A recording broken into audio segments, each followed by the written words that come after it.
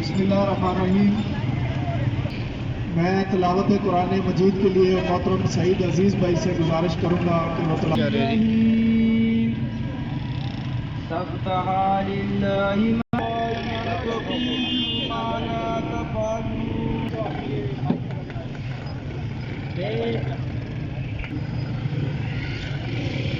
اللہ الرحمن الرحیم۔ آج اپنا ریکارڈ کروایا جا رہا ہے۔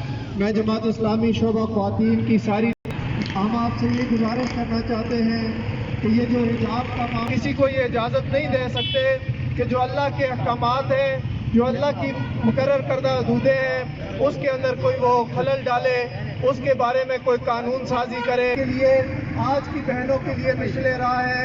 ہم یہ کہتے ہیں کہ وہ برپا ہوا اس سن کی انقلاب کے دور میں یورپ کی آپ اسمبلی کی ممبر بن سکتی ہیں، آپ ملک کی سربراہ بن سکتی ہیں۔ اس بنیاد پر ان کو باہر نکالا گیا۔ ہم یہ سمجھتے ہیں اس کو جتنے بھی ایسے تعلیمی ادارے جہاں پر ایجوکیشن ہے ان کو کم از کم جہاں تک آزاد کشمیر کی آبادی کا تعلق ہے تو ہم سارے اسلام کو پسند کرتے ہیں، اور جو لبرل کی بات آپ کر رہے ہیں نا، جو لوگ اس کے خلاف بات کر رہے ہیں وہ آٹے میں نمک کے برابر بھی نہیں ہے، وہ .something% ہے۔ ان کی خاطر ہم اسلام کے قوانین کو نہیں بدلتے۔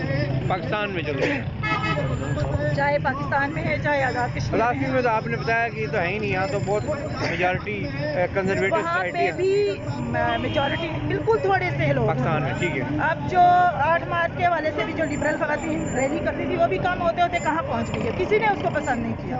تو یہاں پہ ایک آپ نئی لہر شروع کر رہے ہیں، میرا جسم ایک میری مرضی کے حوالے سے۔ مسئلہ ہے کیوں نکلے ہیں بھائی؟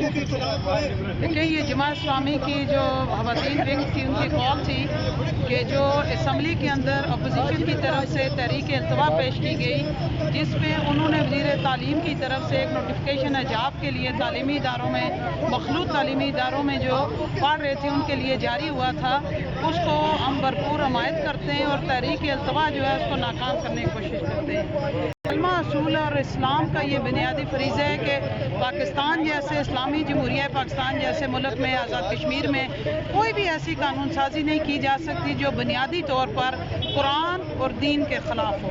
جس چیز کے بارے میں قرآن پاک کا واضح حکم آ چکا ہے اس کی الٹریشن کوئی بھی قانون نہیں کر سکتا۔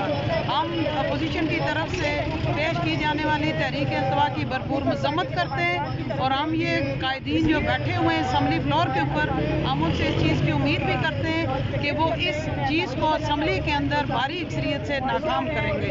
آج کا یہ احتجاج اسی سلسلے کی ایک کڑی ہے۔ بہت بہت شکریہ۔ Thank you.